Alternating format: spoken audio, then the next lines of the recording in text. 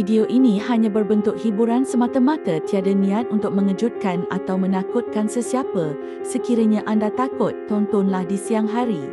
Bahan-bahan yang digunakan dalam video bukanlah hak milik Misteri Alam seperti gambar dan video orang lain. Ia digunakan semata-mata untuk memvisualkan dengan lebih jelas.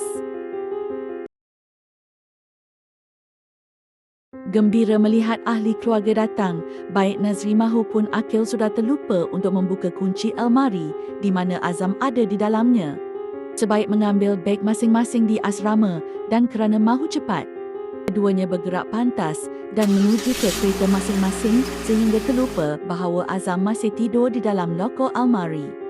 Lena tidur sehingga ke petang dalam loker almari. Azam akhirnya terjaga. Tapi dia hairan kenapa dirinya masih terkurung dalam loker almari lagi. Puas diketutnya almari berkali-kali, tapi sautannya langsung tidak bersambut. Puas dia menjerit berteriak, tetapi seorang kawannya tidak membantu. Tiada orang langsung di dalam asrama maupun di dalam dorm mereka kerana kesemuanya sudah pulang ke kampung masing-masing kerana cuti sekolah seminggu akan bermula. Sehari dua terkurung, akhirnya nyawa anak tunggal itu berakhir di dalam loker almari dalam keadaan sangat tragis. Selain dirinya sudah lemah kerana tidak menjamah makanan berhari-hari. Azam menghembuskan nafas terakhirnya di dalam loker almari itu dengan suasana yang sangat menyedihkan. Memandangkan sekitar 80 tiada kemudahan telefon seperti hari ini, baik Nazri maupun Akil masing-masing menyangka bahawa Azam sudah pulang ke kampung halamannya. Nazri berfikir bahawa Akil sudah bukakan pintu loker almari, manakala Akil pula berfikir Nazri yang telah membukanya. Memikirkan cuti sekolah sesuatu yang seronok, masing-masing tidak menyangka tragedi telah menimpa kawan baik mereka iaitu Azam. Sementara itu, masa terus berlalu. Setelah hari ketiga bercuti, di kalangan warden, asrama mula kecoh apabila Mak Azam membuat laporan anaknya tidak pulang ke rumah sekalipun sekolah sudah mula bercuti seminggu. Ibunya begitu risau, tambahan pula Azam satu-satunya anak tunggal dan menjadi harapan keluarga. Bila aduan dilaporkan, warden asrama mula mencari rakan-rakan satu dormnya. Ini termasuklah warden pergi ke rumah Nazri dan Akil bertanya kalau ada ternampak Azam. Namun masing-masing terperanjat apabila mendengar cerita bahawa sebelum balik kampung tempoh hari, Azam ada minta dikuncikan dalam almari kerana tidak mahu solat Jumaat. Mendengar cerita itu, warden kemudiannya balik ke asrama dan mereka mendapati memang benar Azam ada di dalam loker almarinya. Tapi sudah tidak bernyawa dalam keadaan penuh ulat pada kulit dan isinya sudah mulai luruh satu persatu. Satu dorm telah berbau sangat busuk. Sebab, sedih, menyesal, semuanya bersatu.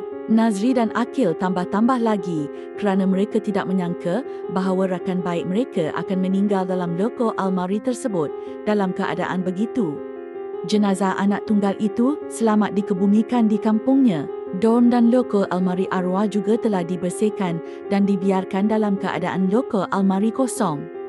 Barang-barang di dalam loker almari arwah telah dipulangkan kepada warisnya. Namun kisah seram bermula apabila pelajar balik ke sekolah selepas tamat cuti seminggu.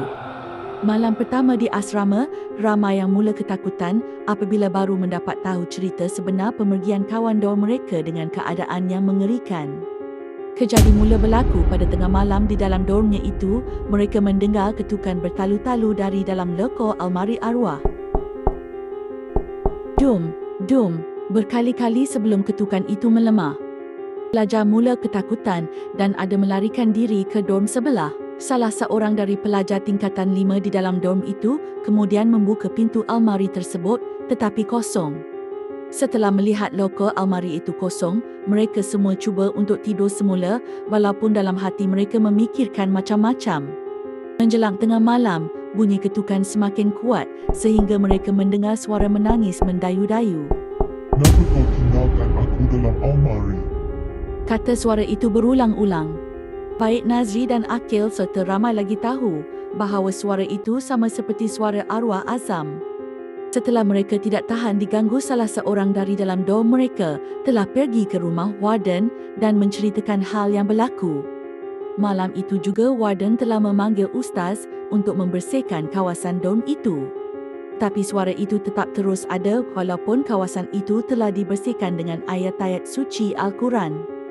Keesokan harinya, warden telah mengarahkan untuk mengosongkan dorm tersebut dan sejak itulah kisah hantu almari begitu popular di kalangan pelajar asrama sekolah. Begitulah sedikit sebanyak perkongsian dari cerita saya.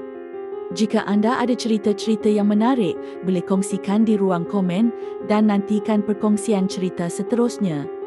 Assalamualaikum, sekian, terima kasih.